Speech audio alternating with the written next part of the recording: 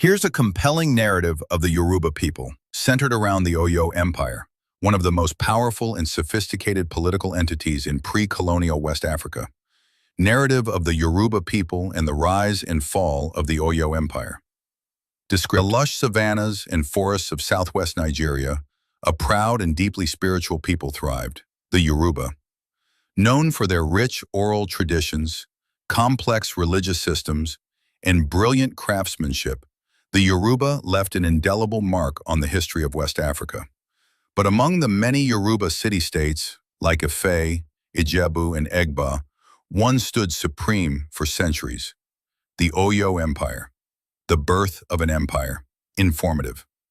The Oyo Empire rose in the 14th century, founded by Oranmayan, a descendant of the mythical Oduduwa, the progenitor of the Yoruba race. While Ife was the spiritual center, Oyo became the seat of power, military, economic, and political. Analytical, strategically located between the forest and the savanna, Oyo had access to both agricultural produce and the trans-Saharan trade routes. The empire thrived on commerce in goods like kola nuts, ivory, leather, and later, slaves. Ferocity in battle and military prowess, impressive. Oyo's strength was built on its highly organized and fearsome military. The empire developed a powerful cavalry, unmatched in West Africa at the time, thanks to their location near the open plains.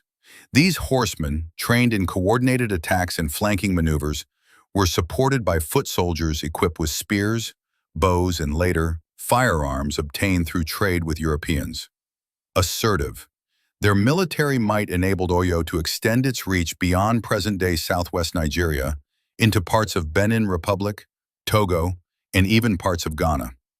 They dominated smaller states like Dahomey in present-day Benin, who were made to pay heavy tribute annually. Consider a Gabe Republic, Perdition, Waidi, or Dardi, a Perdition Igoi, a symbol of Oyo's supremacy. Sophistication in governance, thoughtful. The empire wasn't held together by brute force alone. Oyo had a highly developed political system centered around the Alaafin of Oyo, Kinsi king, who ruled with divine authority but was not absolute.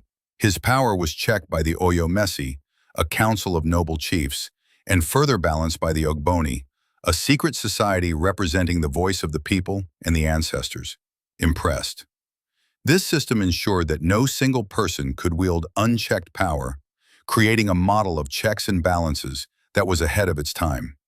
Economic influence and cultural brilliance, expansive. At its peak, Oyo controlled key trade routes and was deeply involved in the regional slave trade, exchanging captives for firearms and luxury goods.